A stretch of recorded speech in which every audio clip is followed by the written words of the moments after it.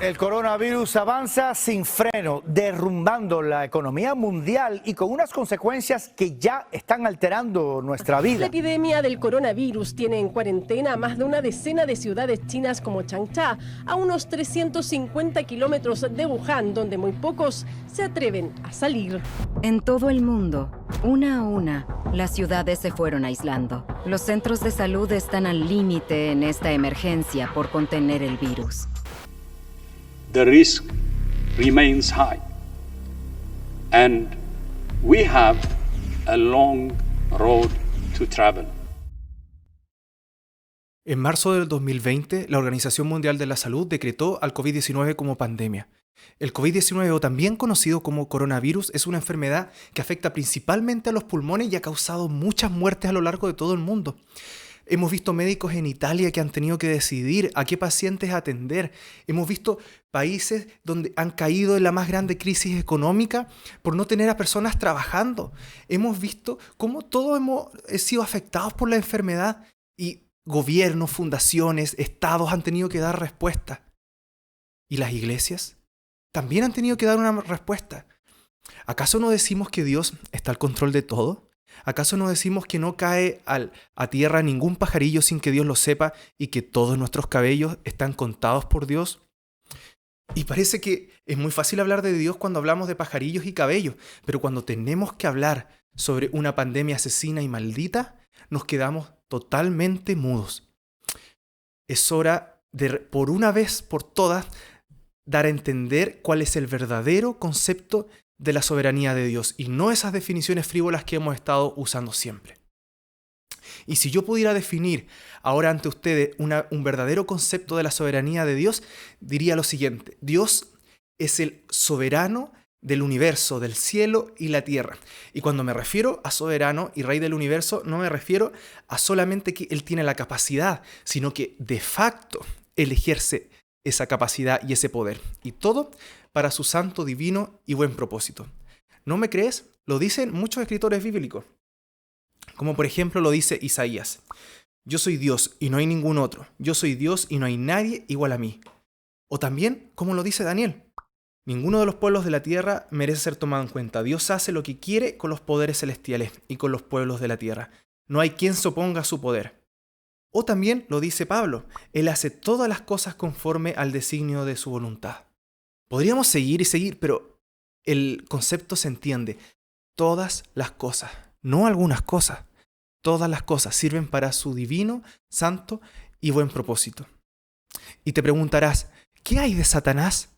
Si hay algo que yo debiera criticar a las iglesias que hemos hecho, pero terriblemente mal, es darle a Satanás un poder que no tiene y que nunca ha poseído. Si no me crees, busca en Google Jesús y Satanás y probablemente te va a aparecer una imagen como esta. Una imagen donde Jesús y Satanás están jugando un gallito, una competencia de pulso, de fuerza, como se llama en muchos países. Y saben, una imagen vale más que 1000 palabras. Y estas son las imágenes que estamos mostrando en nuestras iglesias. ¿Lo puedes creer? Una imagen donde muestra a Jesús y a Satanás compitiendo en igualdad de condiciones. Una cosa que muestra como si Satanás tuviera la mera posibilidad en un golpe de suerte, doblarle la mano a Jesús en sus propósitos. No, mi hermano. Estamos completamente equivocados acerca de nuestro concepto de la soberanía de Dios. Si yo realmente pudiera dar una imagen, una ilustración real de cómo funciona la soberanía de Dios, sería Dios o Cristo jugando al ajedrez donde Satanás es un mero peón en el tablero cósmico de Dios. ¿Acaso a Satanás no se le llama el Dios de este siglo? ¿El príncipe de este mundo? Bueno, sí, y debemos tomar en serio esos nombres que se le han dado. De hecho, no debemos tomar en menos el episodio cuando Satanás tentó a Jesús en el desierto y le dijo: si tú postrados me adoras, te voy a dar todos los reinos de esta tierra. Aunque en realidad, cuando Satanás dice estas cosas, está diciendo una realidad a medias. ¿A qué te refieres con eso? Me refiero a que Satanás es, claro, el rey de este mundo, o fue el rey de este mundo, pero él no puede dar a nadie su reino a menos que Dios no se lo haya permitido. Vamos a leer algunos ejemplos. Daniel capítulo 2, versículo 20-21. Y Daniel habló y dijo: sea bendito el nombre de Dios de siglos en siglos, porque suyos son el poder y la sabiduría. Él muda los tiempos y las edades, quita reyes y pone reyes. Da la sabiduría a los sabios y la ciencia a los entendidos. Esto se repite una y otra vez en la Biblia. Versículos que van como una respuesta contundente acerca de todos esos reyes y soberanos que dicen que van a doblar el propósito de Dios. Dios les contesta prácticamente, irónicamente, diciendo que el Santísimo se burlará de ellos, torcerá sus propósitos. Pablo dice que no hay autoridad puesta en este mundo a menos que Dios lo haya puesto. Eso es un concepto que está entretejido a lo largo de toda la Biblia y que nosotros como cristianos hemos sido ciegos. Todo está al control del santo, divino y buen propósito de Dios. Entonces, la pregunta es, y esta es una pregunta que me han hecho muchísimo amigos, compañeros de trabajo en las iglesias. ¿Dios permite o Dios planea? ¿Qué puedes tú pensar? Y en realidad la respuesta es ambas. Dios por un lado permite y Dios también planea. Si tú le quitas una de esas facultades a Dios, tú le estás quitando una parte fundamental de su carácter. Si tú dices que solamente Dios permite, le quitas poder a Dios. Y por el otro lado, si tú solamente dices que Dios planea, distorsiona su carácter. Y la Biblia es clara. A lo largo de todas las Escrituras nosotros podemos ver ejemplos que enfatizan algunos los planes de Dios y por otro lado enfatizan los permisos de Dios. Vamos a ver primero los versículos que enfatizan el plan de Dios. Porque el Señor ha estado guardando esta calamidad y la ha traído sobre nosotros, porque el Señor nuestro Dios es justo en todas las obras que ha hecho, pero nosotros no hemos obedecido su voz. Otro ejemplo más, el que forma la luz y crea las tinieblas, Él causa bienestar y crea calamidades. Yo soy el Señor, el que hace todo esto. Si se toca la trompeta en la ciudad, ¿no temblará el pueblo? Si sucede una calamidad en la ciudad, ¿no la ha causado el Señor? Estos son versículos claves que echan por tierra todo lo que algunas personas han pensado de que Dios solamente está como causa de las cosas buenas y no como las cosas malas. Dios no es el originador del mal, pero detrás de Él está Él como el causante de todas ellas. Él las planifica y Él también las permite. Vamos a ver entonces otros versículos que enfatizan el permiso de Dios. Apocalipsis capítulo 13, versículo 7. Y se le permitió hacer guerra contra los santos y vencerlos. También se le dio autoridad sobre toda tribu, lengua y nación. Y un ejemplo más. El Señor dijo a Satanás: todo lo que tiene está en tu mano, pero no pongas ni un dedo sobre él. Y Satanás salió de la presencia del Señor. Probablemente te diste cuenta de qué libro estoy hablando en el último versículo. Y es la historia de Job. A mí me encanta la historia de este libro porque enfatiza de muy buena manera cómo funciona la soberanía de Dios. Nada se le escapa. Dios está al control de todo. Todo el mundo, el universo, es el ajedrez de Dios donde nada se le escapa y Él tiene control de todo. La pregunta que hace el libro de Job es muy interesante. ¿Quién le causó todas las atrocidades y todo el sufrimiento a Job? Si tu respuesta fue Satanás, estás en lo cierto, pero es una respuesta incompleta porque, si bien es cierto, Satanás fue el autor material, Dios es el autor intelectual. Vamos a ver algunos ejemplos que muestran y dan por causa segura lo que te estoy diciendo. ¿No has considerado, mi siervo Job, que no hay otro como él en la tierra, varón perfecto y recto, temeroso de Dios y apartado del mal, y que todavía retiene su integridad, aun cuando tú me incitaste contra él para que yo lo arruinara sin causa? Y para evitar cualquier duda, un ejemplo más. Y vinieron a él todos sus hermanos y todas sus hermanas y todos los que antes le habían conocido y comieron con él pan en su casa. Y se condolieron con él y le consolaron de todo aquel mal que Jehová había traído sobre él. Sí, como te decía, Dios fue el autor intelectual. Satanás fue solamente un autor material. Es Dios el que tiene soberanía sobre todas las cosas. ¿Y por qué Dios habrá permitido y habrá decidido hacer tan gran mal sobre la vida de Job? Bueno, los planes de Dios no son tan simples y ocuparía mucho tiempo de explicar todas las cosas. Quizás en otro video lo vamos a ver, pero quiero enfocarme en dos aspectos fundamentales que podemos ver por qué Dios planifica las cosas que hace. Por un lado vamos a ver un motivo cósmico y otro un motivo personal. El primer motivo, el cósmico, tiene que ver con la metáfora de destruir al Leviatán, criatura grande y terrible que atemorizaba a las personas de ese tiempo.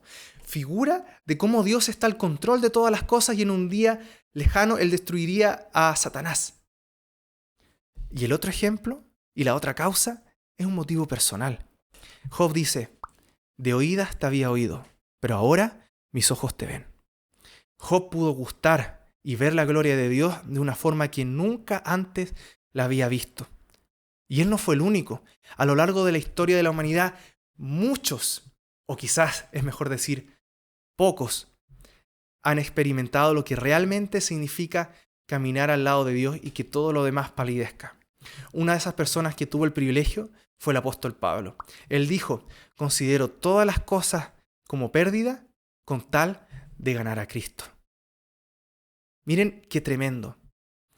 Personas que dicen que todo lo demás, todo el mundo, les parece basura, les parece nada.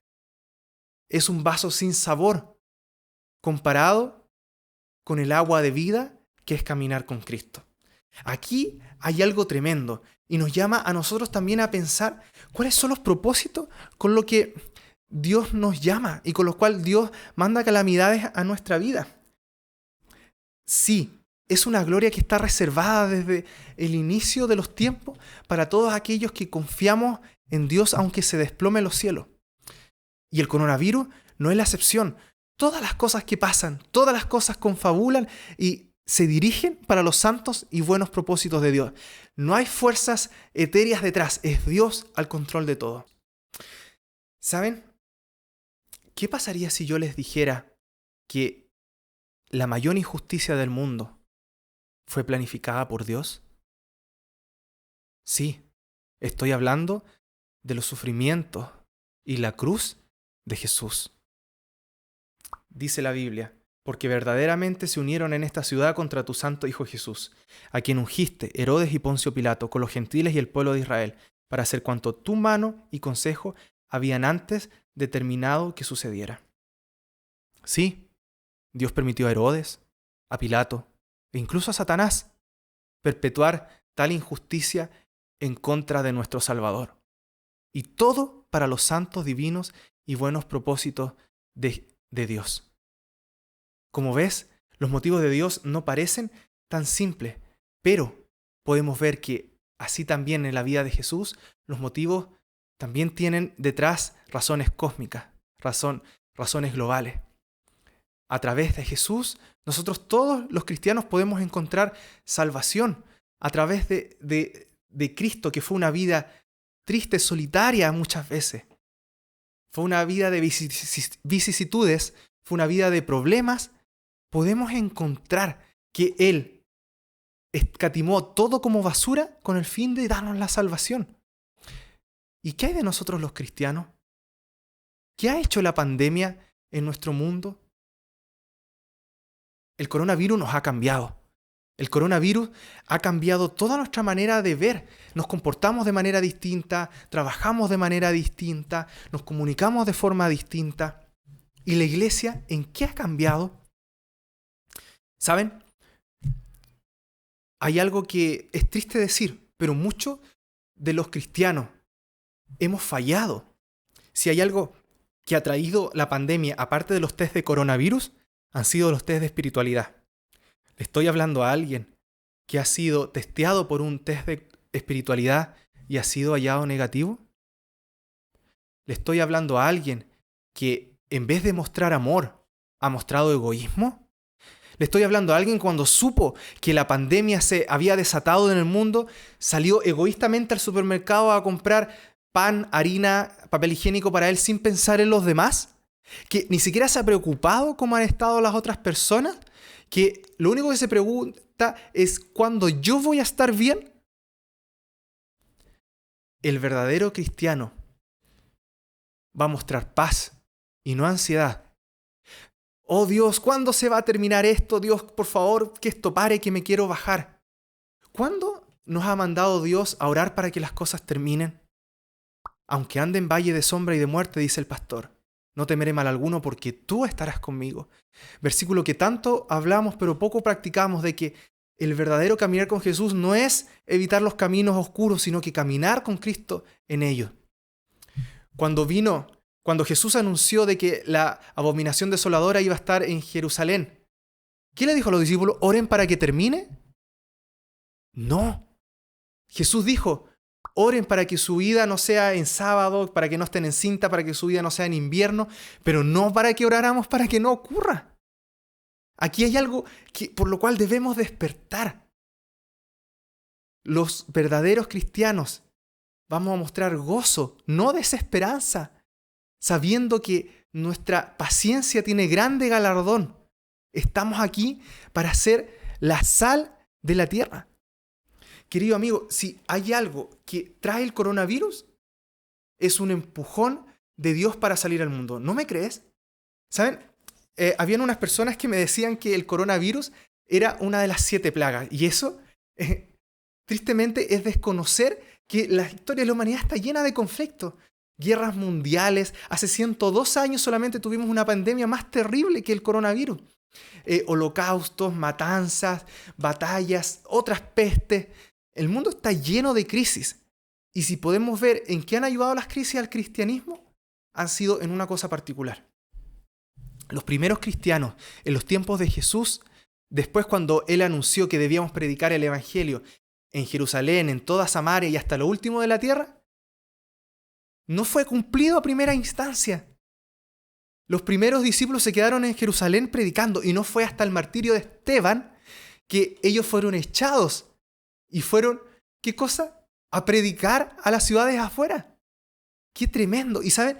Yo creo que si hay algo que ha hecho el coronavirus es sacarnos de la comodidad y lo calentito que estábamos en nuestra iglesia a predicar al mundo. Ahora más que nunca cuando ingreso a YouTube he visto canales cristianos, predicaciones, mensajes, personas que han comenzado sus canales como un servidor, que hemos decidido ya perder el miedo y salir al mundo. Hemos decidido por una vez por todas ser la sal de la tierra. Queridos amigos, la crisis nos ha enseñado que la verdadera ventana 1040 son las redes sociales y los medios digitales. Eso nos estaba ladrando hace tiempo. Lo hemos visto. La candidatura de Barack Obama, la candidatura ahora último de Donald Trump, las protestas en Hong Kong, las protestas sociales que hemos visto en último tiempo, la primavera árabe, todo no fue lo que hubiera sido sin la ayuda de las redes sociales. Aquí hay algo que no puedes olvidar. Nosotros ahora debemos de una vez por todas salir al mundo. Mira qué irónico, quedarnos en nuestras casas pero salir al mundo, dejar que las piedras hablen. Estos medios, estos que eran antes pedazos de metal en la tierra, ahora son piedras que le están hablando. Antes, cuando nosotros hablábamos en nuestras iglesias a 30, 50, 100 personas, ahora podemos ser como Pedro y hablarle a 5.000 personas de una vez. Puede ser que tú pierdas tu trabajo, puede ser que tú pierdas a tus amigos, puede ser que tú pierdas muchas cosas, pero yo te aseguro, todo, cuando uno camina con Jesús, va a valer la pena. Sé la sal de la tierra, la luz del mundo. Y en un día no muy lejano vas a escuchar, buen siervo fiel, sobre poco has sido fiel, sobre mucho te pondré. Entra en el gozo de tu Señor. Al final, Dios es soberano sobre todas las cosas. Él tiene control de todo. Todo funciona para sus santos y divinos y buenos propósitos. Y por supuesto, para que su reino se extienda. Ese reino que incluye incluso las redes sociales. Si has escuchado la voz de Dios, no endurezcas tu corazón. Nos vemos en el próximo video. Chao. Gracias por escucharme, queridos amigos. Si te gustó el video, te invito a que le pongas pulgar arriba, me gusta, suscríbete y prepárate para más contenido. Mándame tus preguntas porque voy a estar deseoso de discutirlas contigo, siempre bajo la mirada de solo un cristiano. Nos vemos. Chao.